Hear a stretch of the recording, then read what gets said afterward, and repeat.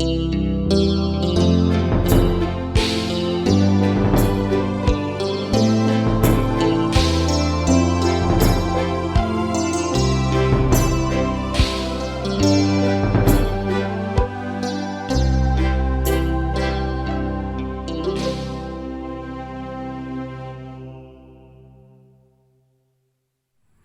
pagi, salam hangat dari Duri.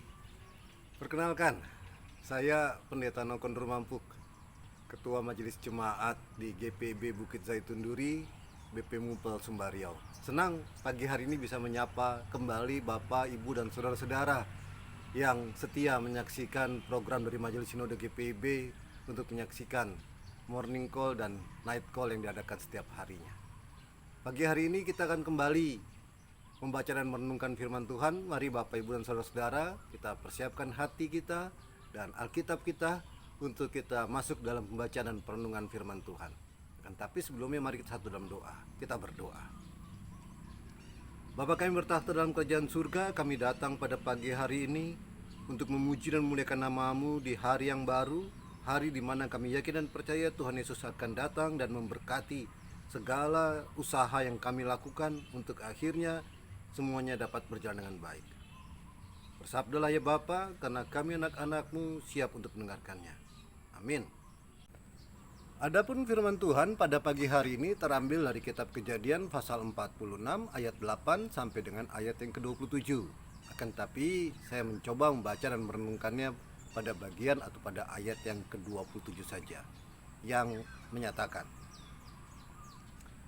anak-anak Yusuf yang lahir baginya di Mesir ada 2 orang. Jadi keluarga Yakub yang tiba di Mesir seluruhnya berjumlah 70 jiwa. Sampai sedemikian jauh pembacaan firman Tuhan. Terpujilah Kristus. Haleluya. Pagi hari ini menceritakan tentang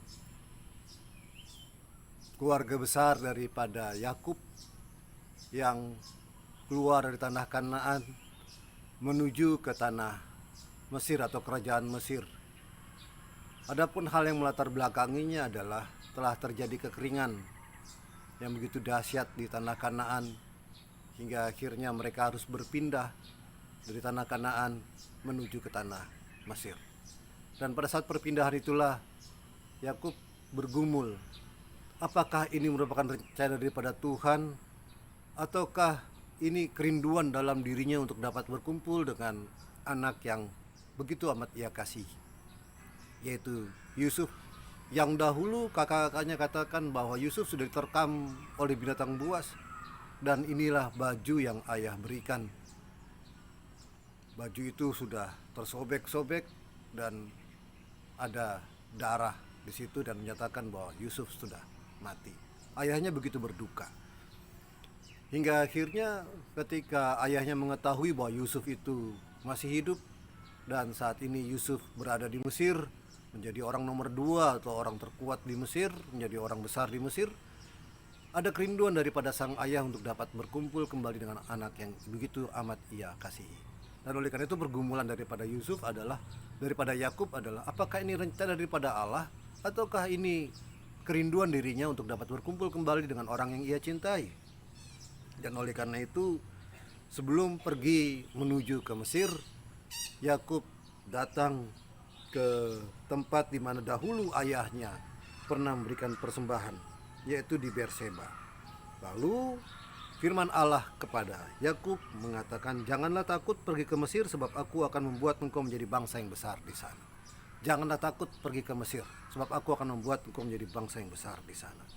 Nah, dari sanalah Yakub memiliki kepercayaan diri, memiliki suatu keyakinan bahwa ia akan dimampukan oleh Allah untuk pergi dari tanah Kanaan, tanah di mana dahulu orang tuanya, kakeknya tinggal di sana, untuk berpindah menuju ke tanah Mesir. Tanah di mana orang-orangnya tidak mengenal Tuhan.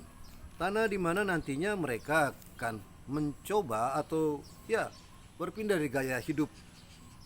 Tadinya berpindah-pindah, akan tapi sekarang menetap dalam satu lingkungan atau satu tempat, yaitu disebut dengan tanah Goshen, masih dalam lingkungan kerajaan Mesir saat itu.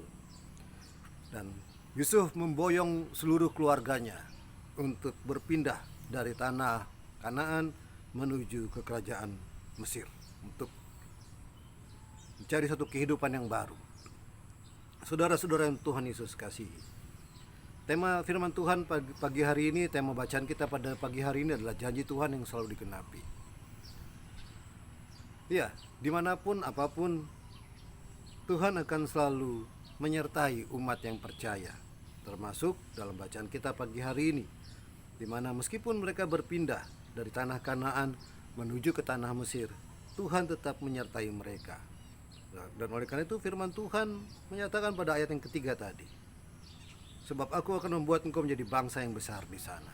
Di sanalah nantinya Israel akan ditempa. Di sana nantilah Israel, kita tahu bahwa Israel nantinya akan diperbudak. Di sana nanti Israel akan bertumbuh menjadi satu bangsa yang besar. Hingga akhirnya ketika mereka keluar dari 70 orang ini, dalam bacaan kita berubah menjadi sekitar 2-3 juta orang yang keluar dari tanah Mesir menuju kembali ke tanah Kanaan, tanah di mana dahulu leluhurnya tinggal di sana, tanah di mana dahulu Allah sudah menjanjikan untuk akhirnya mereka tinggal di sana. Saudara-saudara Tuhan Yesus kasihi, janji Tuhan tetap nyata, janji Tuhan tetap ada. Sekarang bagaimana caranya untuk janji Tuhan itu tetap ada di dalam diri kita? Bergaul akrab dengan Allah, sama seperti apa yang dilakukan oleh Yakub. Sebelum ia mengawali sesuatu yang ia lihat sebagai sesuatu yang besar, sebelum ia mengawali yang ia lihat sebagai sesuatu di mana apakah ini rencana Allah atau hanya kerinduan dalam dirinya saja, ia mencoba untuk mengundang Allah, ia mencoba untuk menyertakan Allah di dalamnya. Dan Allah pun memberikan jawab, yaitu sebab aku akan membuat engkau menjadi bangsa yang besar. Dan oleh karena itu tidak ada keraguan dalam dirinya untuk dapat memboyong seluruh keluarga besarnya menuju ke tanah Mesir. Keraguan ketika Tuhan sudah berkehendak, ketika Tuhan sudah menyatakan kehendaknya, maka tidak ada yang mustahil untuk kita.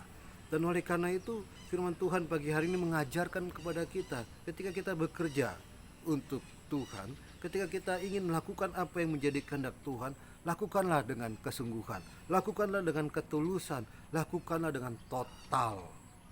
Jangan setengah-setengah, jangan hanya karena ada maunya, jangan karena hanya ada hal-hal yang melatar belakangi. Oh, karena saya tidak enak sama keluarga itu, karena saya tidak enak dengan bapak itu atau ibu itu, hingga akhirnya kita melakukan pelayanan. Lakukan dengan ketulusan, lakukan dengan kesungguhan, lakukan dengan apa yang menjadi rencana Tuhan dalam dirimu.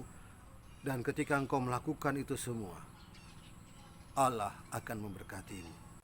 Dan oleh karena itu tetap yakin dan percaya, janji Tuhan akan selalu ia genapi di dalam dirimu saat ini, esok, dan seterusnya. Yang dibutuhkan adalah apa? Kesetiaan. Yang dibutuhkan adalah keyakinan. Yang dibutuhkan adalah keberimanan, tetap teguh kepada Allah. Kita aminkan firman Tuhan pada pagi hari ini. Bapak, Ibu, dan saudara-saudara yang Tuhan Yesus kasihi, setelah kita bersama-sama membaca dan merenungkan firman Tuhan, tiba saatnya kita akan masuk di dalam doa untuk mengakhiri peribadahan atau morning call kita pada pagi hari ini. Mari kita satukan hati untuk menghadap Tuhan di dalam doa. Kita berdoa.